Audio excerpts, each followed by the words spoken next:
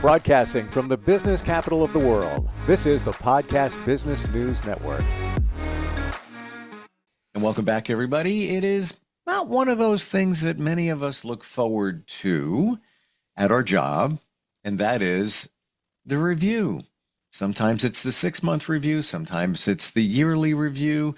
We are going to review that today, if you will, and how it should be done from both sides, though. If you're the employee or the member of the team that is being reviewed, or if you're the leader of a team and you're providing that information, that feedback, she's going to help us out with that. She provides life coaching to individuals and also leaders. And in her wheelhouse also is working with nonprofit organizations, Drive Coaching and Consulting. And great to have her back with us. Carey is on the program. Welcome. How are you doing? I'm good. I'm real good. The weather's beautiful here. Yeah. What's it like over there? You're in Nevada, right? Right. Northern Nevada. It's about 78, 80 degrees. Slight breeze. Beautiful. I'm envious. I'm jealous. I'm happy for you. Light rain and 64 degrees in New York. Nothing wrong with that, but it is the end of May. I think it'll be a little bit warmer. Is that typical for Nevada? Mm-hmm. Yeah. It is. Nice. For Northern Nevada. Gotcha. Okay. So the review, I don't know anybody, and I could be speaking out of terms here, that walks around saying, yeah, in 2 weeks, they're going to do my yearly review. I am so looking forward to being there on the other side of the table from my boss, superior, team leader, whatever it may be. I'm really curious to hear what they have to say. I don't know anybody that's saying that, and it's unfortunate. Would you agree with that? And why do you think that is? Well, yes and no. I guess, first of all, if you're an employee, you should not be surprised, and you should really have an idea of what your review is going to be, what's going to be said at your review. Because all along during this time period, whether it's 6 months or a year, you should have been meeting with your direct supervisor monthly, quarterly, to go over your goals, your performance, all those things. So nothing should be really new to you. But that's not what happens on most occasions. It's not. There's usually, at best case, typically, again, this is not every scenario, a check-in. The superior team leader, just checking in with you. A lot of times that doesn't happen. And I'm also thinking, based on what you just said, and I never thought of this until you brought it up, Karen, but having an idea what they're going to talk about, right? Instead of just walking, what are they going to say? Maybe having an outline a few weeks in advance. We're going to look at performance. We're going to look at, but specific, not basic things, but not in such a way that it has you on guard, right? Right, absolutely. Well, as a leader, what I've always done is 2 weeks before a review, I give the evaluation to the employee or the team member and have them evaluate themselves. Wow. I mean, literally, you give it all up before the meeting. Am I getting? Oh, yeah. Oh. Not my evaluation, but they're to evaluate themselves. And frequently I find that they're harder on themselves than I am on them. All right, I want to make sure I have this right. So how do you mean a few weeks before the evaluation? You're asking them to evaluate themselves? Yes, absolutely. Then there's no, they know exactly what's going to be said, what's going to be covered. So I'm putting a microscope on this because if I'm getting this right, and I think I'm getting it clear, what a great idea. So would you give certain areas in advance and then they have to fill in the blanks? Oh you know. yeah, absolutely. Yeah. I would give the exact same evaluation to them that I would do. And not only that, but prior to that, I would sit down with my team member and we would look at, you know, where their skills are, where their strengths are. If they see, and I see just from looking at their resume, if they're a new hire, where maybe they are missing some specific gaps that they're going to need. And then I would provide them resources to help them improve those gaps. I love And that then idea. we would both work together on a development plan for them. Because the whole goal of this is to help them perform at their highest level. Because if employees are performing at their highest level, then the whole team is going to be successful. And Hmm. that starts the communication process, which strengthens your relationship and starts building trust. And, it's a no brainer. So you can see, and if you meet with someone all along and ask them, okay, where are your struggles? And they feel comfortable enough to share that with you, then you can help them by giving them added resources, maybe sending them to a training, maybe having a mentor who's really good in that certain area that they're struggling with. So by the time they get to their review, they should really know how they've done. Fantastic. I actually would look forward to reviewing myself. I think that's such a great idea. And yeah, probably we would be harder on ourselves than our superiors or boss would have, whoever is reviewing you would be. Absolutely. But at the same time, listen, we always say we should journal, right? So you Mm-hmm. write, it's scientifically proven. You write it down, it kind of cements it in your mind. It makes that connection from your mind to your hand. Um, but now doing the review, you're essentially looking at yourself, verbalizing it, seeing it in front of you. Wow. Absolutely. And not only that, but if you meet with your team members individually all along, when they're doing something well, you let them know that. Yeah. That's Okay, so the it's other not part. just about the challenges that they're facing. It's really also about what am I doing really well? What are my strengths? And if you do that, that's going to build motivation, engagement. They're going to feel appreciated. And when they're appreciated, the morale goes Mm, off the charts and they're going to perform even better, which, mm. when you have that great one-on-one communication, it's going to reflect in the whole team. Do you feel that many times the positive is not accented in many work environments, organizations? It just, there's a lack of it. Oh, absolutely. And, um, the word that people often use is negativity, you know, or not achieving. Instead of maybe just using the word challenge, you have a challenge in this area. That really, I mean, when I say, Steve, to you, there's a challenge with your communication. I don't always understand what you're trying to get across. That sounds much better than if I say your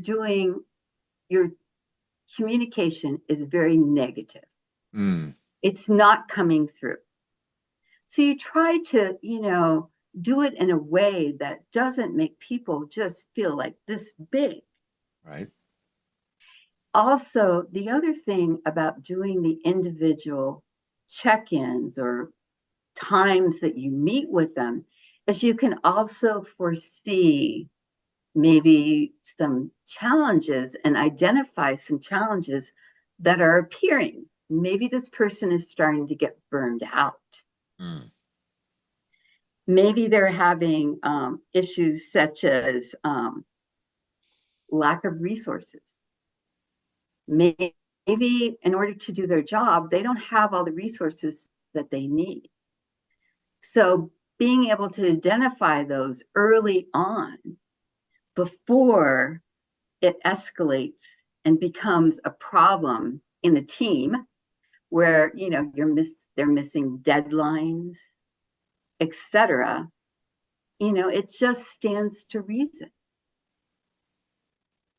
I feel one of your superpowers is as you speak, we think, but very clear, because I'm doing it right now. And I'm scanning back in my mind for different jobs, different scenarios, and positive things that were said from a superior. Doesn't mean I wasn't doing my job well. And I'm very Mhm. humble, but there wasn't a lot of positivity. That's just the way it is. But I don't remember the negative. There wasn't any. But I do remember the positive. And I can even go back to 1999, 98, and one superior that said certain things and was like, wow, that felt good. Yeah, okay. I can see in my timeline of career timeline of those positive comments. Like yeah, they're Absolutely. ingrained in us. And to me, that's why it's so important because it makes such a mark on somebody now and forever. Absolutely. And those employees or team members that, if you go through the process, they're not going to be out there looking for another job. Right.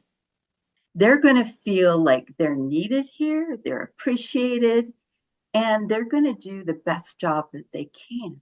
Hmm. And then, if you have team members who are performing just, really well and above, that's a time to recognize them and see if in your, you know, chart, your employee chart, whatever you call it, if there isn't a place that they can go to as an advancement. Because, and we'll talk about this next week, but businesses and nonprofits do not often do a good job of succession planning. Mm, yeah. They always look outside when maybe if they had looked closely at the people who work for them, they have the skills and talents that are needed. They just may need a little mentoring. Mm, yeah. Promote from within. Hello. Remember that? Absolutely. And boy, people love that. Mm. I mean, it's like, wow, you know? It's almost when it comes to giving that positive feedback, no news is good news. Well, I didn't say anything bad, so I guess that's good. But imagine if you pass a comment to somebody that you work with that "Hey, you did a great job on that. That was actually really, you pulled that one off. Good for you. Wow. Mhm. Like that feels so good.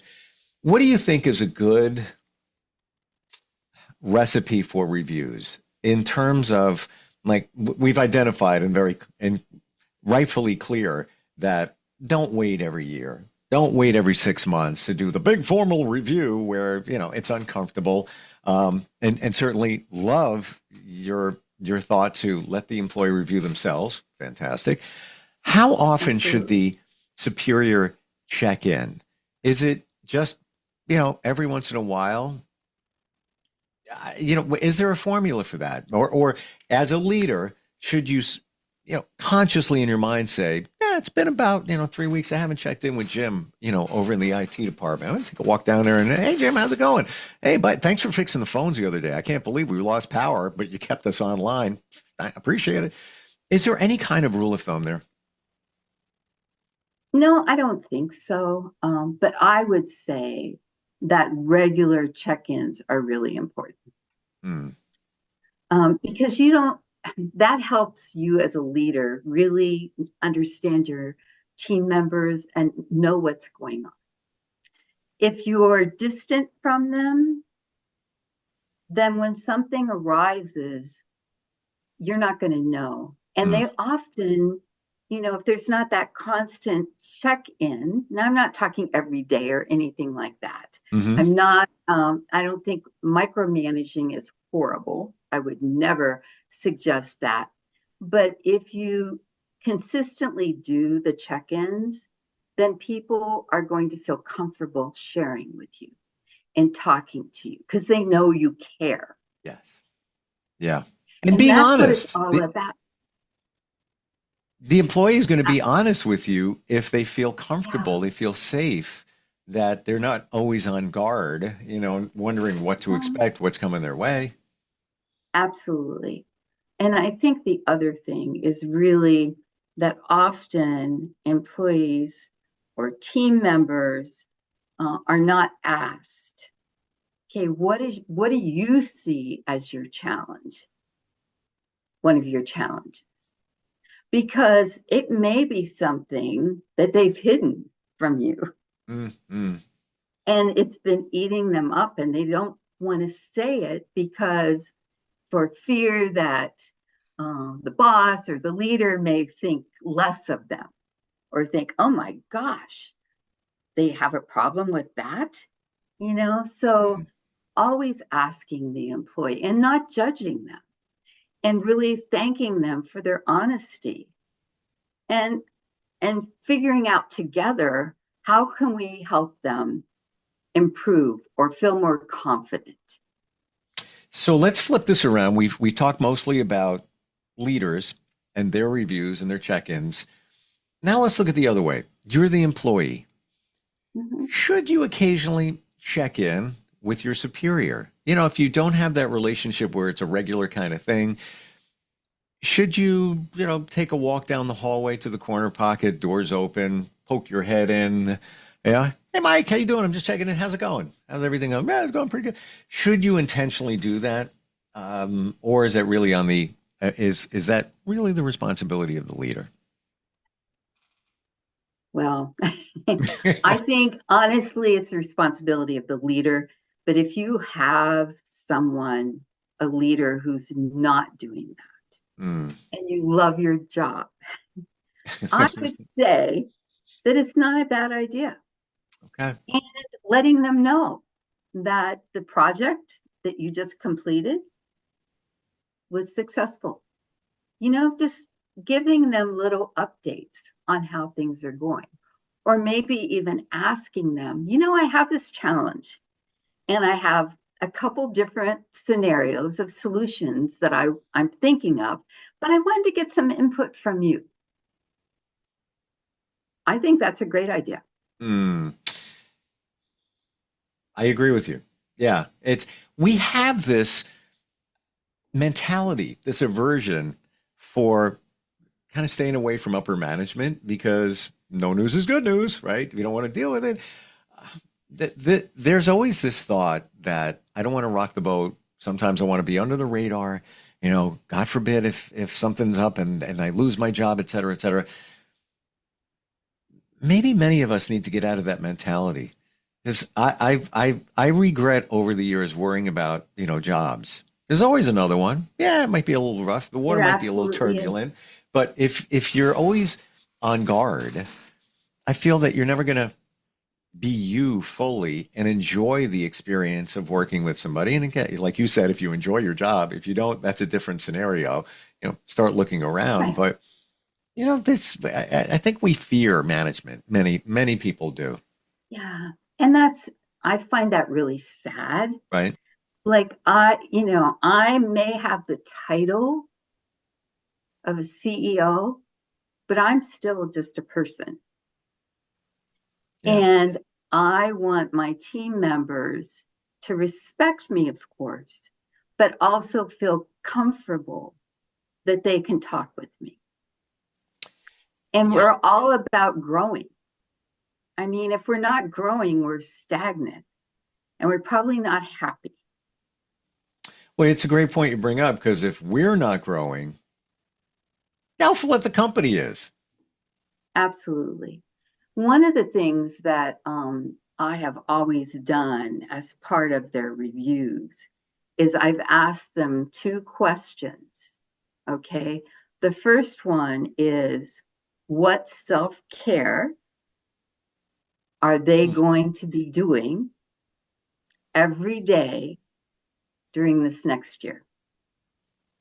The second thing is how are they going to meet their goals? Because they'll have certain goals. It could be, so much productivity, create this, create that, have so many people attending this program. It could be a lot of different things, but I have them figure that out. And of course, I will let them know if it makes sense or if they need to tweak it. But I want them to think through, because they're going to be evaluated on those things. And I'm always promoting the self-care, because work can be stressful depending on what your job is. So I want to know how you're going to take care of yourself so that you can continue at a high level while you're working for me. And that's why you have been a very effective leader for many years. And that's why you're coaching, because I don't know anybody that's ever said to somebody else, a superior to, an employee team member, what are you doing to take care of yourself? What do you got going on? What are you going to do every day, in terms of self-care? If I was asked that, I don't even know how I'd answer. Yes, I do things now, finally figured it out. If this was 5 years ago, I wasn't doing anything bad. I would almost be alarmed. Like, why are you asking me that? Is everything okay? Because nobody does that. Yeah. Wow. Well, I'll tell you, as a leader, Steve, you really have to, like, my door was always open. But when I say that, a lot of leaders say that, but it's really not. Yeah. My door was always open. Like, if I couldn't talk to you at that moment, I would set aside some time later that day. We'd make it work if you needed to talk. Mm-hmm. It's that relationship you build with your team members. That is critical. And I have talked to so many people who have had these really horrible leaders. They do everything wrong. And it's no wonder there's constant turnover in their business or organization, because they're not looking at themselves. Like, I was constantly looking at myself and saying, okay, how can I do something better? That conversation with such and such, Susie Q or whatever, didn't go quite as well as I wanted it to. So what can I do the next time? Or how can I go back to her and talk to her and make sure that we're on the same page? That's my responsibility. Yeah. I shared this a long time ago when we've gotten together, but that one particular manager, door's always open, at a time, come walk in. No one wanted to go in through that door. Open or closed, that doorway, no one, because they knew that it wasn't genuine and that there would be either a conflict or negativity or just nothing, no forward momentum. It was Right. self-serving. Right. Love And our talk. Right. That's something that people always say. Oh, my door's always open. Really? Many, it's not. We know on the other side of the door if they mean it. You just know. Absolutely. Absolutely. And, I would say that people hiring leaders and staff members really need to do better at getting it right. Agreed. because they don't. And that causes all kinds of problems. I mean, really, today, people are much more careful when they're looking for a job. When they're looking for a job, they're looking at not just the salary, they're looking at, is this leader going to be someone that will appreciate the work I do? If not, maybe I don't want to work for that person. Yeah. Well, not to sound old, but younger generation has started paving the way for that. It's more about the quality of life. Yes, the money's important, but the quality of life and the culture of the company. And a lot of times Absolutely. that's really not defined. Best way to reach you if somebody wants to start a conversation, maybe get some coaching, whether they're a leader or not, just want to move their life forward. How do we do that?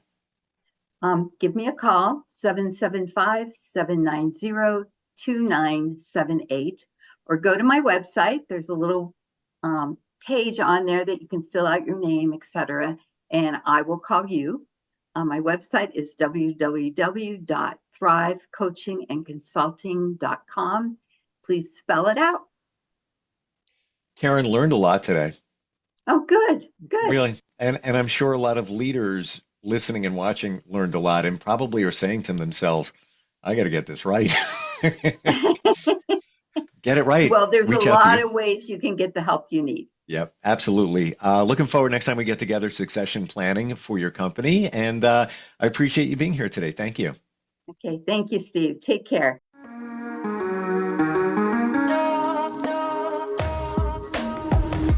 Broadcasting from the business capital of the world, this is the Podcast Business News Network.